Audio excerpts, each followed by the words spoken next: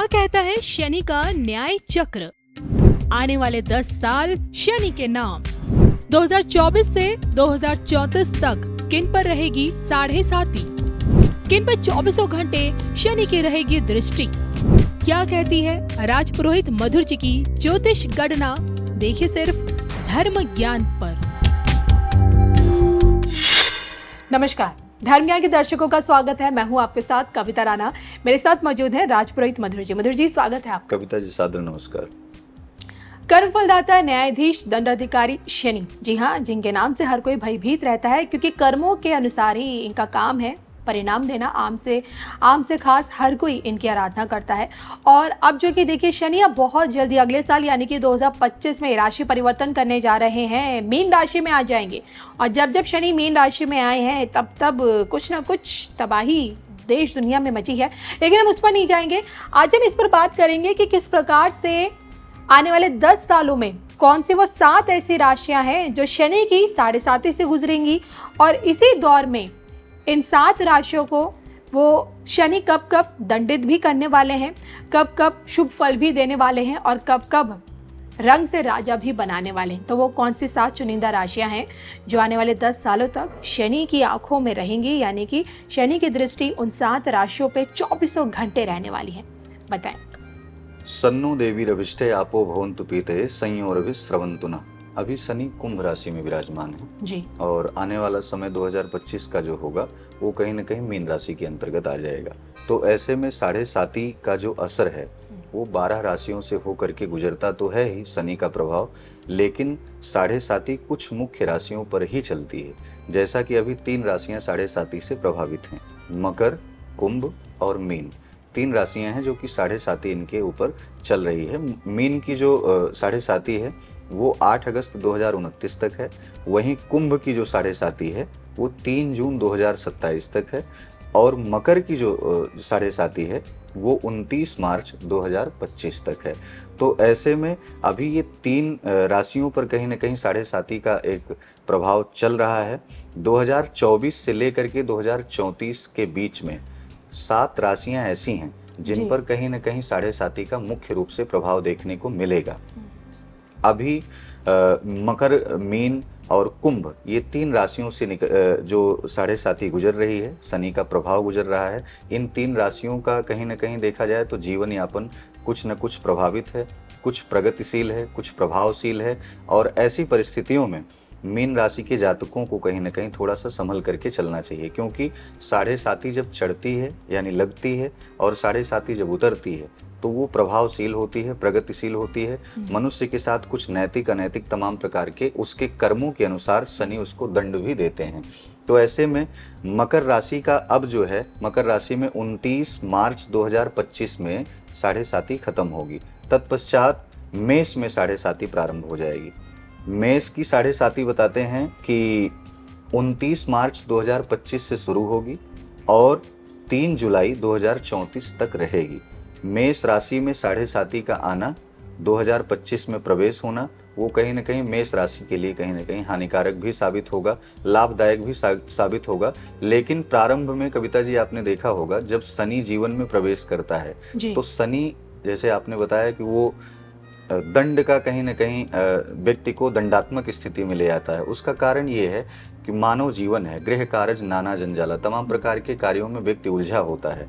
मानव मात्र अपनी गलतियों पर वो विचार नहीं कर पाता है। जब शनि की सत्ता जीवन में आती है, मनुष्य को बोध कराती है, प्रत्येक कदमों पर, प्रत्येक कदम कदम पर वो बोध कराती है कि आप किस प्रकार के कार्यों को कर रहे हैं। तो ऐसे में मेष राशि पर साढ़े साती उस समय प्रारंभ होगी, जो कि उसके लिए एक वरदान भी साबित होगी, लेकिन कहीं न कहीं एक बहुत चुनौतीपूर्ण स्थिति भी रहेगी। वहीं यदि देखा जाए तो वृषभ राशि के जातक जो हैं वो 3 जून 2027 से साढ़े साती उनके जीवन में प्रारंभ होगी और 3 जुलाई 2034 तक साढ़े साती उनके जीवन में रहेगी। वृषभ राशि के जातकों के लिए सामान्य स्थिति उस समय नहीं होगी, लेकिन सामान्यतः शनि का आगमन आपके जीवन में कहीं न कहीं कई निर्णयों को लेने में आपको एक अच्छा साबित होगा, जिसमें प्रॉपर्टी, भवन आदि तमाम चीज़ों को लेकर के लोग एक अपनी सत्ता को निर्धारित करते हैं। यदि तीसरी राशि की, मतलब छठी राशि की बात किया जाए तो छठवीं राशि है मिथुन राशि। मिथुन राशि में 8 अगस्त 2029 से लेकर के 27 अगस्त 2036 तक 7.5 का प्रभाव रहेगा। मिथुन राशि के जातकों को भी थोड़ा सा संयमित जीवन यापन करना होगा। अब अंततः जो 7वीं राशि है कविता जी, 7वीं राशि है कर्क राशि। कर्क राशि में 7.5 का प्रभाव क्या रहेगा? कर्क राशि में 31 मई 2032 से लेकर के 22 अक्टूबर 2038 तक 7.5 का दुष्प्रभाव रहेगा। उसे प्रभाव भी कह सकते हैं, दुष्प्रभाव भी कह सकते हैं। जीवन में ग्रहों का उतार चढ़ाव तो लगा ही रहता है, ग्रहों की सत्ता भी आती है। यदि सूर्य की सत्ता आती है तो आप अपने पैतृक अपने कुल के आशीर्वाद से आप उत्थान पर जाते हैं, लेकिन जब वहीं 7.5 यानी शनि की 7.5 आती है तो वो 7.5 का दौर व्यक्ति के लिए बहुत चुनौतीपूर्ण होता है।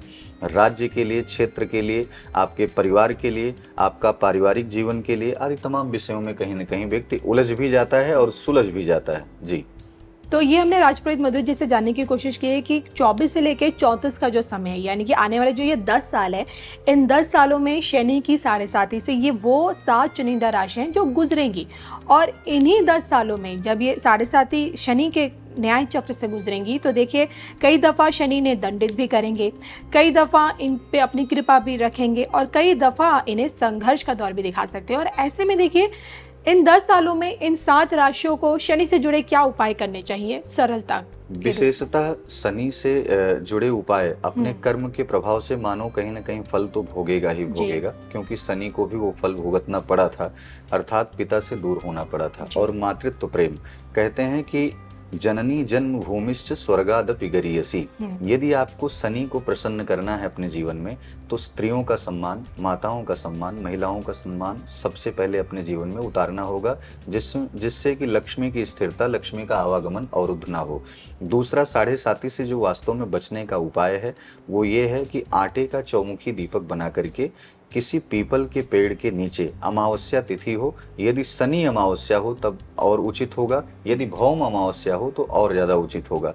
ऐसे में आटे के दीपक, चौमुखी दीपक को बना करके सायंकालीन गोधूल वेला में सूर्यास्त के बाद यदि उस दीपक को जातक स्वयं से जलाता है तो उसके ऊपर 7.5 का असर कम हो जाता है। यदि वो नहीं कर सकता है तो उसकी माँ कर सकती है, पत्नी कर सकती है, बहन कर सकती है, घर का कोई भी सदस्य कर सकता है।